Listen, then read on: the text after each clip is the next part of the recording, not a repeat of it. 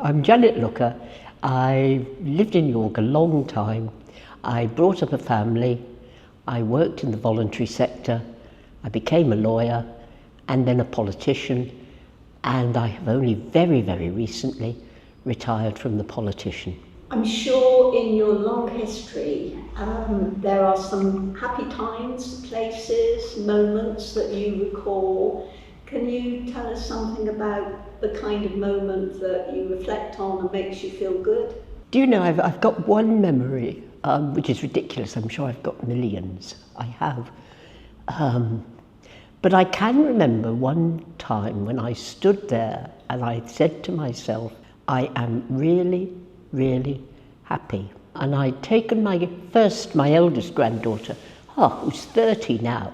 She was only 2, I think, at the time, 2.5.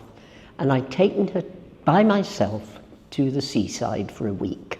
Her mum was very good and let me have her.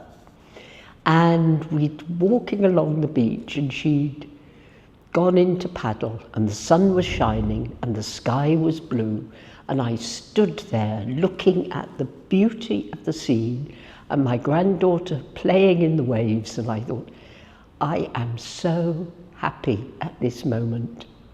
And it isn't often you consciously say to yourself, I am happy. You look back and say, I was happy. But to stand there at that moment and say, I am so happy. You described a number of different roles. What are the achievements in those roles that have made you most proud? I always said one of the best things I ever did was raise my family. I am very proud. I've got three very, very adult children and now 4 grandchildren, all of whom are what my husband says every now and again, they're really nice human beings. And I'm very proud of that. I was very, very passionate about raising my own children, passionate about it, wanted to do it right. So I'm very proud of that. The next thing I think I'm very proud of, I had a political moment when I became a councillor when York became a unitary authority, and they put me in charge of creating an education department in the city of York. York hadn't had one for years. We'd been under North Yorkshire County Council, and I had to appoint everybody from scratch and then pull them together to set up my vision of education in York. And for 3-4 years, that was the most perfect job. And I was very proud of what we achieved. What about your cultural legacy? I understand that you've been involved in the Shakespeare project. Me and Shakespeare. I always wanted to be a creative. I actually wanted to act. As a child, I was going to be a great actress. And it never happened. And it's relatively recently in life I've decided that actually what my role is, I am a passionate audience. So I read passionately. I go to the theatre passionately. I love the theatre. And Shakespeare is always at the heart of it. And when in 2000 they set up the York Shakespeare Project, which was going to produce every play in 20 years, I became a founding member. And I have never acted, never stepped foot on the stage, but I have seen every performance. And I've now got an ambition. I've now got to live to 104, because if I live to 104, I can see the whole lot all over again. So how do you think the world's changed since you were young to now? I had really, really, really high aspirational hopes. And those hopes are still deep within me. I remember a terrible argument with one of my aunts once in the kitchen at home, about public schools, which I abominated. And she said, when you're older, you'll change your mind. And I look back and I think I'm older, and I haven't changed my mind on any of those fundamentals. I'm passionate about equality of opportunity. I'm passionate about women. I'm never tire of being a feminist. And those deep-rooted passions are still mine. I think they're more difficult to achieve. I don't know that I shall live to see them being achieved. In some ways, I get more depressed politically.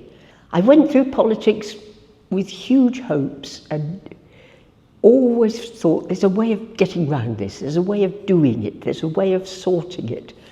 I have retired partly because I can't quite see where to go, and that's disappointing.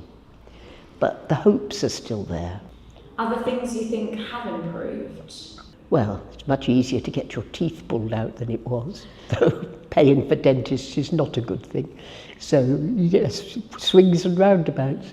What do you think still needs to change? We are going through such a period of uncertainty that the certainties of the Victorians and the 19th century have vanished without trace.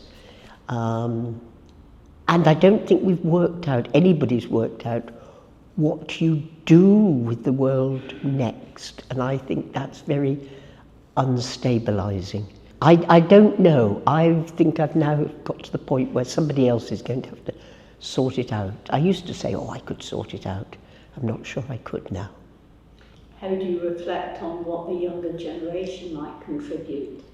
I look at them with enormous hope and positivity. I feel I shouldn't have to say, well, it's your problem to sort out. I mean, we should have sorted it out by now. Good Lord, we should have sorted it out by now. So I feel ashamed. I feel ashamed of not having achieved all the things we wanted so much to achieve in the 60s and 70s.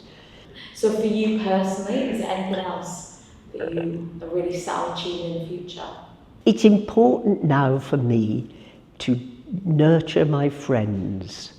That, I think, is what gives me hope, gives me positivity. What role has community played in your life, and how have you contributed to it? When I came to York, we came up from London.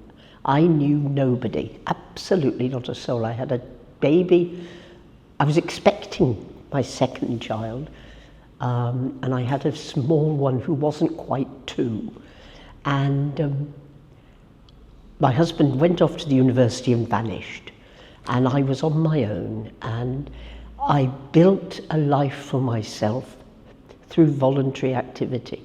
Volunteering gives you that social network. I made some wonderful friends within the voluntary sector, and I think that sense that the community can achieve so much together.